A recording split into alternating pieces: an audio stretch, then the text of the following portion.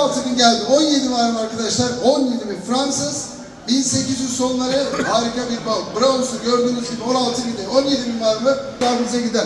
Kaç numaraydı abi? 55. Teşekkür ediyoruz. Evet. Bir sonraki esere geçelim. TL yok mu? 2000 TL 55 numarada var. 2500 var mı?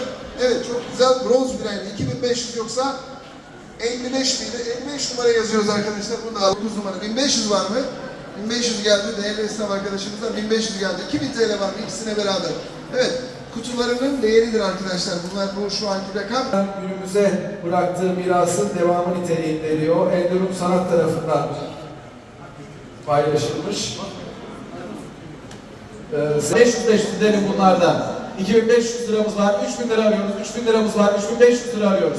3500 liramız var, 4000 liramız var. Harika. 1000 liraya satıyoruz, bulamazsınız, mümkün değil. 1000 liradan sattım. Hayırlı olsun. 99 numara 1000 lira. Satıyorum. 4000 liraya sattım. Hayırlı olsun. 35 numara 4 var. 7000 lira arıyoruz. 7000 yoksa 7000 var. 7500 arıyoruz. 7500 geldi beyefendiden. 7500 lira sizde şu anda. 8000 arıyoruz. 8000 yoksa 7500 lira. Yani normalde dükkandan alacak olsanız şunu 20-25 binden aşağı alamazsınız. Yani 1000 dolar civarında bir parça. 1000 liradan açık arttırmada. 5000 var.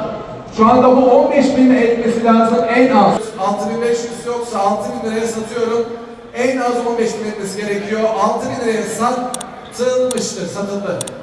99 numara 6.000.